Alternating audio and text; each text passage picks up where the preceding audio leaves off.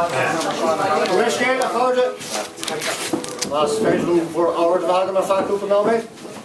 Gaeilge she's Mr. Fergal Phillips, Stuart Harpolurans, Wattam, no Wekas Gawa live as a Russell and Seoladh short and Leabhar. Tashi, Unar Agging, the winter mission on Sayer Show. This Thomas Fada upper Kestering and making sauce of a bunch of Lash and Anchor. And the family raw tradition now the lave. Now the Braha Aldini Air Machna, because Air Machna the Tamil Fada. False Hain is over Stragul, August Spriul. The quarter are far out of Galer. Near Fulme Ain Yaran Falls, the Ain Clandestin Niskelte, the quarter the Gaeilge. Maar kunt niet het aan moeten niveaueren. Wie maar geen kan hier verloren share in die nacht kunnen maar ook kindje voor. Ach, dan moet je kennen over veel blien of iets gooien. Maar dan zeil. Dan moeten kunnen over ifigol en ach, het dus maar dan ik hier en brein. Eigen haar. Thógamar le Gaeilge Iad, koepel voor de rally.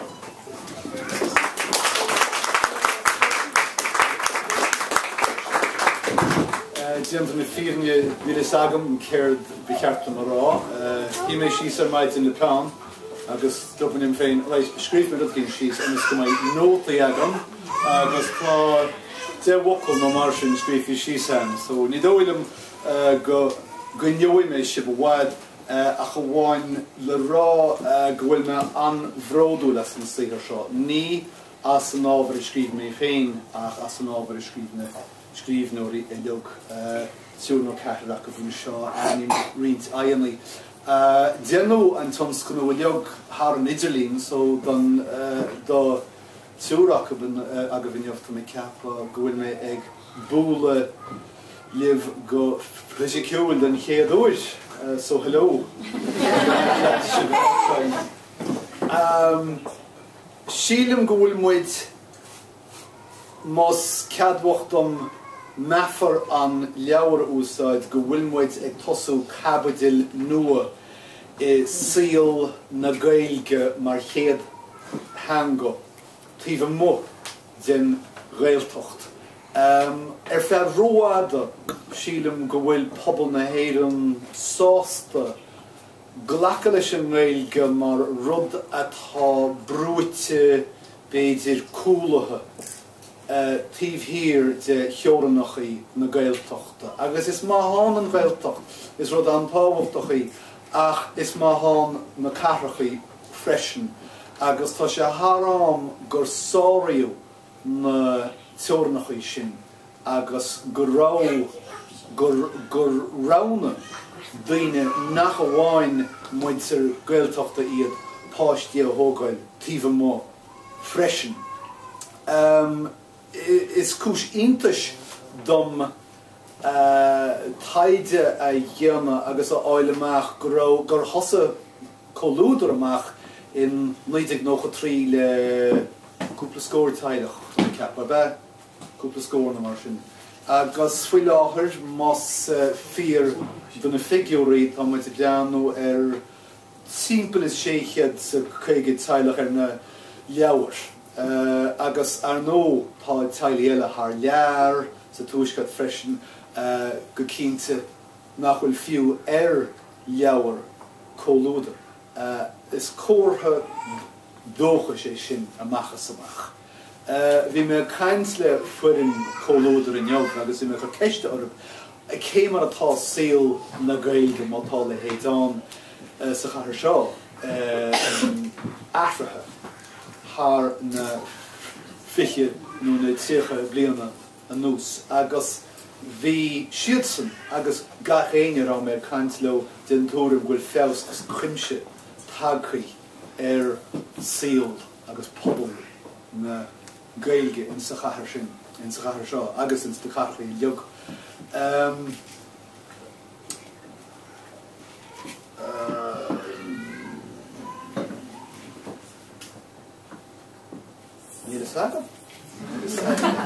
Scratchy catú stoppa agus seaasa sír agus an áilead féin an fiú éon rud eile a rá thar cho bródúil is atáú agus thar cho soléir is atá sé domsa go bhfuil an Gaeilge agus síl na Gaeilge slánathe ins na carachí sílan. Tá an ní dóilm bhfuil éingus a géire go minic díú néir ar cabhail sin.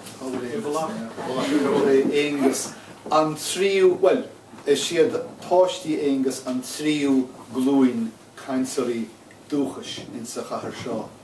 Bwliad lia.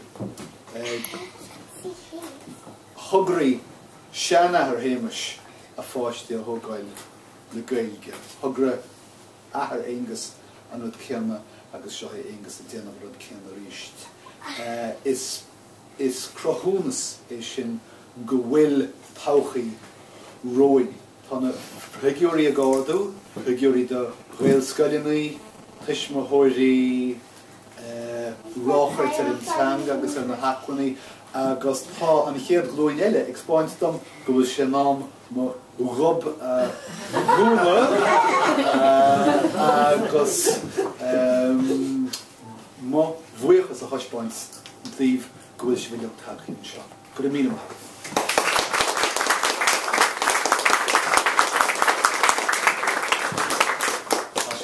Sinúla caint bhí bliain bhí mar trach níos luithe faoi an chéad glún eile agus beidir an héana agus sáibh léile chuúil le breis den líon nuas agus tá an chéad drám a bhí mar fáistí teachta níos sin na mí de dul amach an saoil a freistal an goláiste.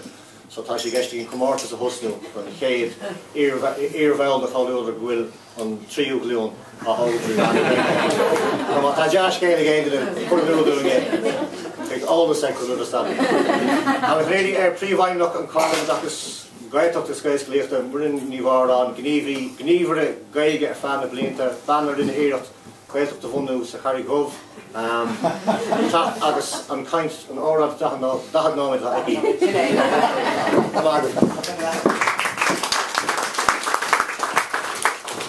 Anish is going to expect you Mar hús nuair a bhí ma chláán hain óg, ma bhí an áiréis seo ach is an leabhar ba ansa leo is a mér le bhí sé.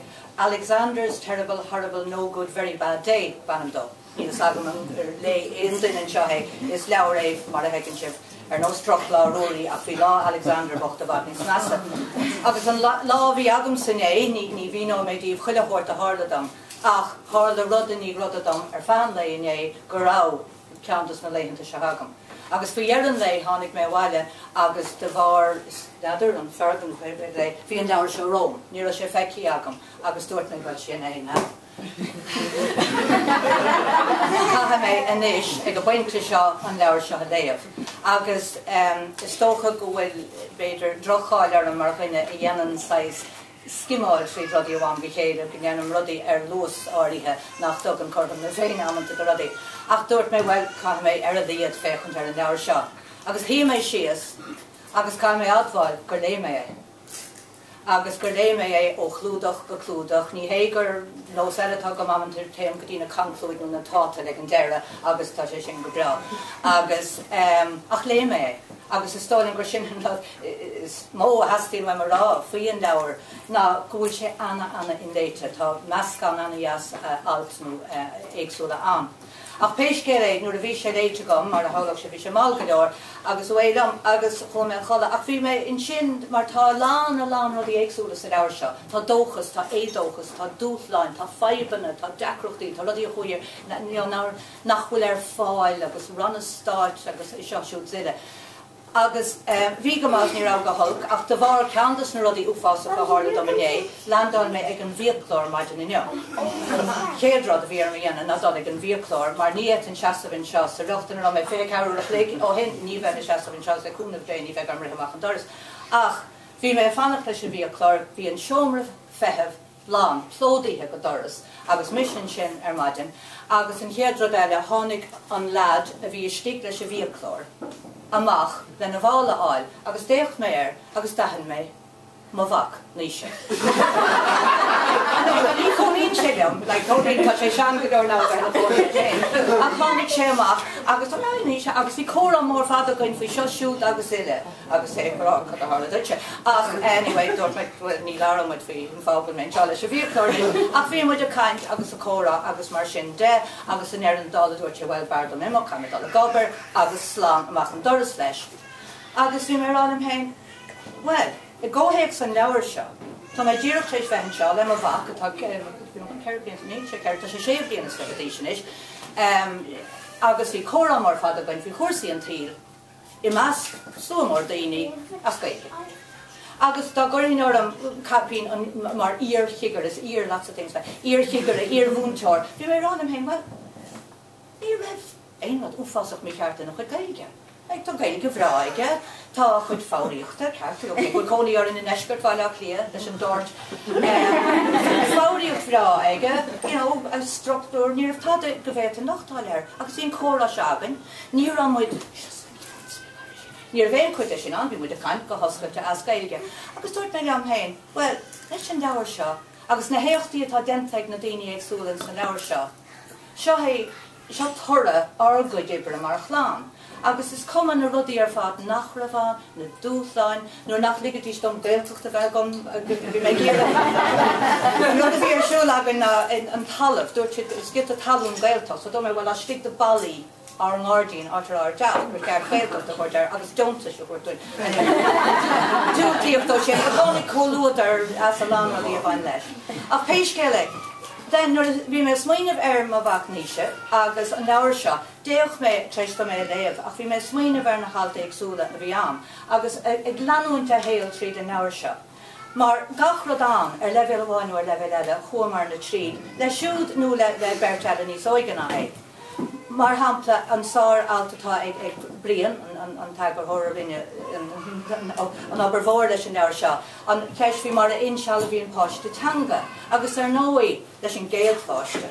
Hogamar onor agus orum agus glordo, agus the hogamar chamadamar soul and gachro the rinishe, gach shelle a honig as a veil, vimaran, a fire ersha agus marshinde, agus cormar anspace, agus in each in the poshkiela, in an inshallah tanga, agus an lergus a hogan brian, Aaron boshte, agus an tinchurger gava hega boshte, leg a megan Gaeilge ega boshte der an lay, agus such a hard of a simul. An shin an taltig mar in a gilaforik, shanna chara le lumhain, agus le coloder goni, agus ear le Watson, madja le coloder. Maar onur a vi nirani shachog sin ach nur a vi an dara lad o gama bonioch coloder masani de noch a tree sin other hebli an a vi an agus you know vi coloder an agus an tapiocht a hog an agriocht fuina dini donacha agus ni walam gan Joe McDonagh na cógála a loa mar be vi anna gan Joe McDonagh a tanish active na hoscolíocht a Gaeilge ni chredim go marthach. You know, vi maran, vi Párico deir, tan Charles Pauline, agus Márta, agus Daoine eile, Ciarán ó Finne, isn't seo nach a bonioch coloder an chéad, sin ná tegan. Ach, you know, ach vi coloder an mar hacha dúin mar heilech. An sin maidir leis an alta scríomh Páric, foi an choras a dachas. Tá na dúthain an a bhain leis an choras a dachas. Ní réon cheiství as is in nolcas atá si dal ó héamh na Gaeilge de. Ach, maidir leis an altatáid ag Páric, faoi na dúthain a bhí apasúd, go háirithe maidir le páiste lo gur an deacrocht fólaman nó léthireachta eici go an dúin. Bhí fi feibeg níise le cuasaí léthireachta agus bhí ar in plé leis na ceisna céan you shouldn't confuse them with Irish agus a lehéad. So bhí an sin. Maidir an sin le halta níos óléirí agus bhí ar caint faoi Dark Elena Gaeilge mas marcha páistí atá nu a bheith a freistar Gaelscoilena.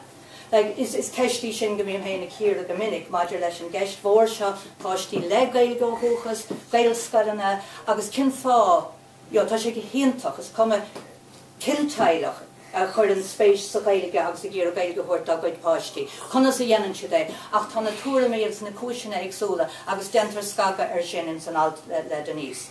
Agus an sin ar seanachara mar is seo léire atá taobhhead an dain ach fálam le Gaeilge mar charatanga, cadíad na féidireachtaí sealbhíthe seachas na féidireachtaí fálama, a rís mar ar bhúnteir agus duine a bhí na pléile seo, agus a ceistú, well, cáhfuil céadtanga arbáistí mar Gaeilgeoirí. Mar bhíon daoine a caint fao tí a héin agus tí a dó, agus amanta sé an tí a héin, ní tí a héin, is tí a dó í, agus é seo ar fad, agus a rís den an mar is annachchuid in analís mar is dúildó, mar tá mar is ar cín ar fad, a féchant an Gaeilge sa chóras a deachais mar a múntré, agus ag mucántacht, tá mucántacht a bhaint, mar is na raidir sé bhfuil te an chóras a deachais, maidir le Gaeilge a bhuaine in ágad scoileanna de forahór na naltaí. Níl an aibh sin ar nóí a cantóirí dúchais, mar tá an Gaeilge acu aineoin an chóras a deachais, páistí tógtar le Gaeilge, páistí ar chúisina eile bhfuil Gaeilge áil acu ar nóins na Gaeil scoileanna mar hampla. Ach, seachas sin, círann sé, deir sé, stólam bhfuil mar is rá nach féidir an Gaeilge mar atá an chóras bhí láthair a hagas go héan chaidan, go héan ard chaidan, le go méid Gaeilge ag daoine fásta in ágad scoileanna. A choríis maidir lenéise fuair sé tríd an chóras agus bhí sé sin na pléile seo ar fad.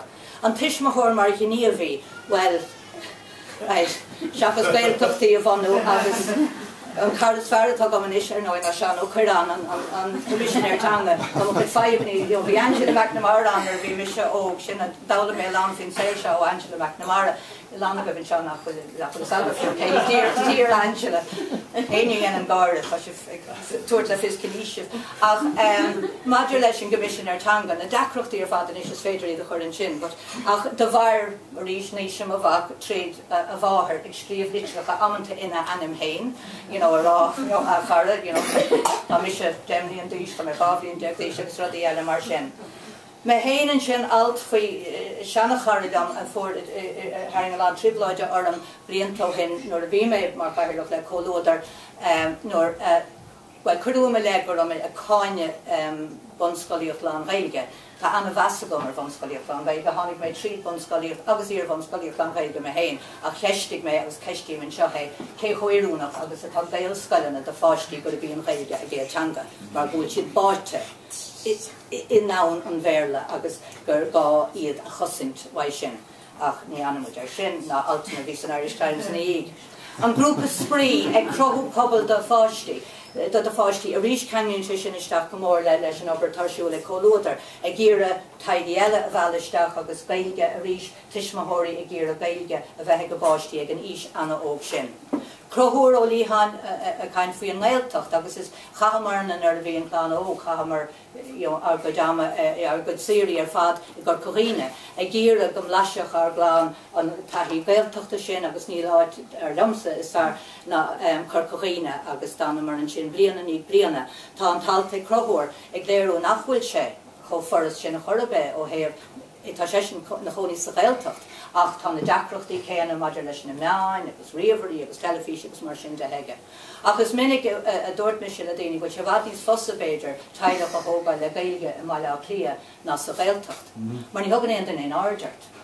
Má tá tú a meas pobal Gaeltachta bhfuil meascán smaointeán, bhfuil daoine rá ná a bheith siad bhd níos fearr fan Gaeilge ar scoil agus bhfuil speak English to them agus a héid sin. Well, an áitir an muide bhaid. Come le hentan and you're looking at the order and Valach Harbe. So, shin and sort sail in my law clear. And shin could you trees the lower in the Tishmahori? Siobhan Grogan agus Mick Moriarty at on Shaw, Shanna Hordil on me at Bert V made me at their toss shield, foes at Tagus for skull in a Ramisha at Tagus. Agus Iad Hain, Agus and Shin took him a Roshin Healy or Bow. Darnam sa she'd leachra on scale Shahid. Mar Hockrig Siobhan agus Mick. Riddler and Kinne. Nor a bonniach cólódar agus luan páric é seohanna dúirt mise ag an am go sé anéiscí cinenne a dhéanamh páistí thógáil le Gaeilge. Now, an ríthe áirithe sin Mick Lallybocht nach Marin, híl sé sin gur mise rá gur sé anéiscí páistí thógáil le Gaeilge. As níhe sin a bhíán, tá anéiscí an cinenne a dhéanamh agus is trúnach lean an daoine an cinenne.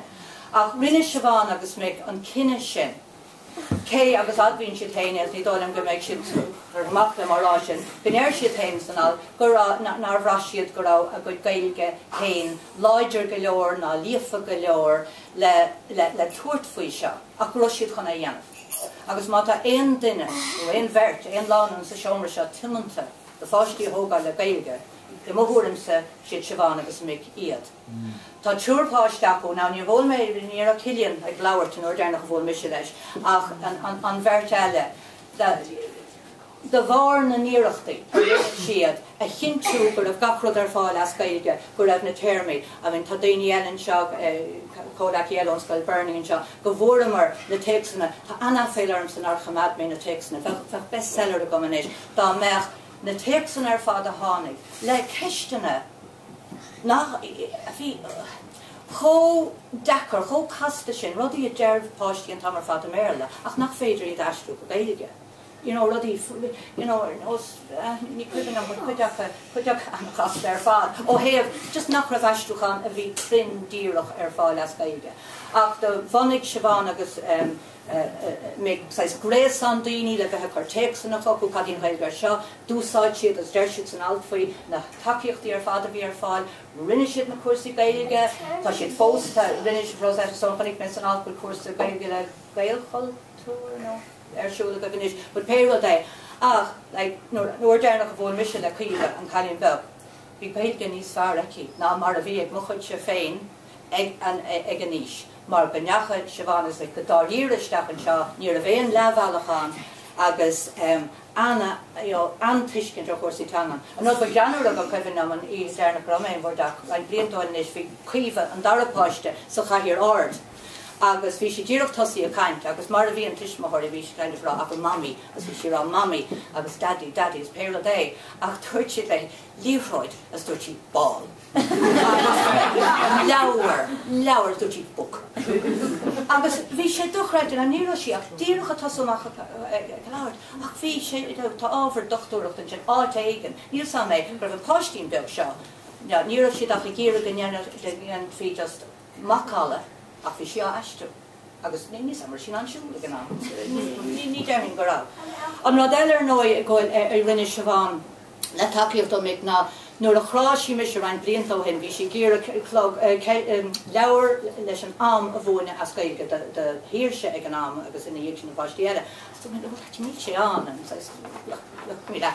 Ach níor an mis Seoladh léí agus chumáid sí taachtarráis agus nuair nach raibh an leabhar an. Níor hí sí siar, nó níor thosa sí scríomh litreach a garáin mar a dhéanhinse. Ach rinne sí, hí sí síos, scríomh sí an leabhar, chu sí a bhaim ar chuislifa ar chuileann ag fáidín, rud an hain, gur agus tá leabhar ar fáil, cin tá mé agus is do chuomh an leabhar sin. De hiirse gom leis gan an leabhar sin. Agus a rís sin a dhéag sin, bhí smaoine bhíonntach ag Seoladh maidir le, well, cúpla teachtar, bud bhí gan ach bí a sláintúil agus chunas páistí a spreagadh le glasraí ithe. Agus a rís bhí sé géirbh smaoineh seo aici, agus an uair seo dag sí chéileann ach fog sí raige seo sa bhmarachú agus siad an gúm a dail si an leabhar. Agus tá an díalachan ar an dá leabhar sin i meas na leabhar is smó díalaíochta.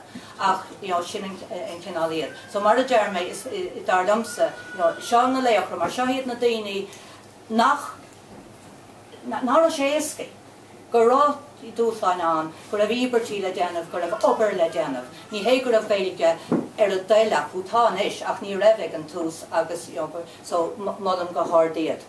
Maidir leis an Gaeilge a bhfad ó bhancna céir an ó an talte Carmel agus Brendan ó Céalaí. An tain aldanahim ólam fao bheith th leabhar agus beidir bhfuil sin níos éascaí th leabhar a bheith leabhar Gaeilge rís mar ní chuir an daoine isteachar agus ní léon hang-up sa clíní faoi hangach eile. Agus cinnte nuair bhí marnar siar a th leabhar nuair a bhéige mar chuchéanas nuair bhíoh muid th leabhar, bhí sé níos fearna chus a béalteachta le gáis na bhíon na slódan bhainat. Bhíoh sé mar sais cluthe gain. Ná ní ligí muid de aon den álamach cintangatá leabharta gain. So dénig í cinnte nach bhfuil focail bháin béarla á leabharta gain. As chamáid sé seo hiad a Gaeilge geoireacht ar bhaile le cluthe éigen ach bhí sé rás fuidir caiiciis na trí heachtain gan focail béarla agus má tharla Albert omláin na méarla níor chuú a bhhaile Bhí sé sin an ach tá sé sin na tuiscint ó an alta Carmel Brendan. A rís níl ó marachú can bhíon dáhangachas agus ile chócht an bhéirle. Agus tá an ché seo a bara inis ar an chadis dáhangachas an, bhfuil éon dáhangachas an maidir leis an Gaeilge agus teanga eile go míon go méid glúan ógán, go méid an dáhanga ar chóchaid an acu, go méid siad chó líofa céanna in san dáhanga nó bhfuil an rééis sin hart. An méid go gcónaí de bhar cuacht an bhéirle sa tochaí agus mar sin de.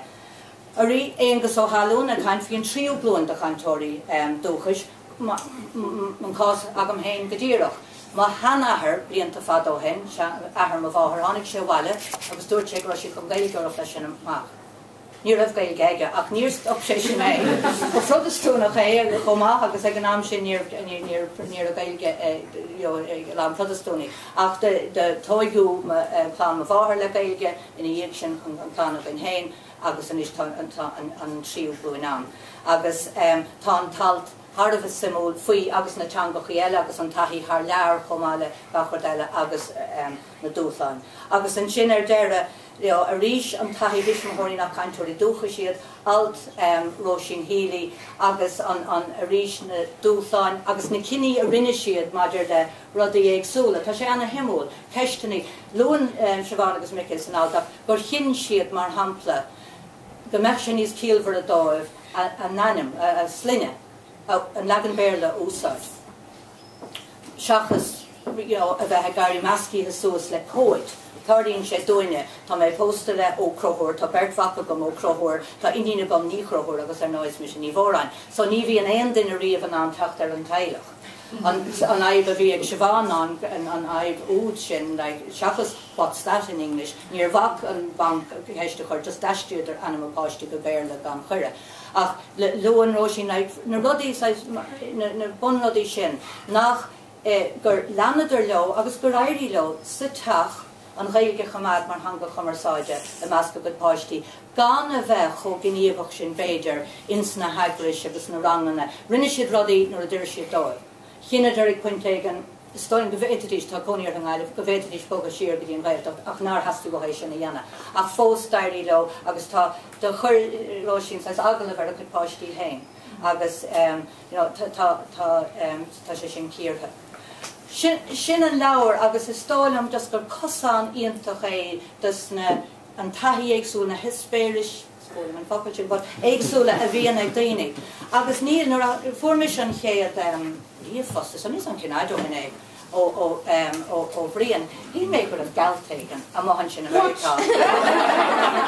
Níor sagam, le gur an duine seo chun daoine áil a scríomh galtna, mar tá Gaeilgeoirí, I mean tá cáilear é locht na Gaeilge, ar déine mé sin cinnte, agus ní hálíonn sé. So tosíonn duine le smaoinmh anmha, an fágar hí me gur galtú na gur chreidú go dárlach sé. Sunnanta bé. It's good nar hála. Yeah, it's good nar hála. Ach gur lean tú leis, mar ní dólan nearach aon duine nach maith an smaoine bheith. Agus tá lean daoine cinnte am éigeanna dúirt, be cearta le héad a dhéanamh. Ach go nearna tú é, gur chomad tú leis, gur éirí leat brú a choráin, spricátaí agus seo a bheith denta agus seo a bheith denta. Agus hála sé, fér, agus tá leabhar den sá. Chúla mé gur díalú amach an leabhar inné, so seo go leabhar na cóipina bhí ar fáil.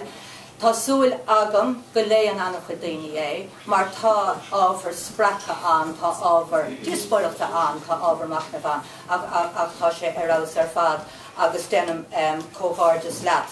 Dennim cóhárdas leis na daoine eile le clíanana cosan mar hampla a dhear an clúdach, agus buochas ar nó le cólúdar asocht an é seo ar fada agrú.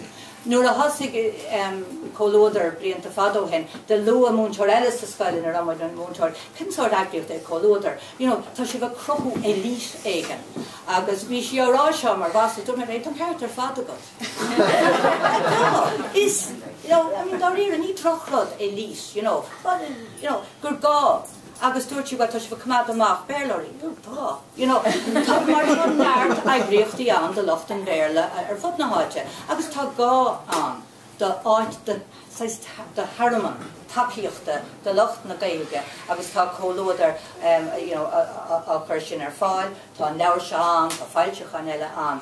So tá súla agam go léhí daoine é, annach chu daoine, go bhaid sé, go spragí sé díoscóireacht ar na meáin, agus cóháirtas leat a bhríon asach muidir fad a bhrú. As ríasa le so tá leabhar seolta.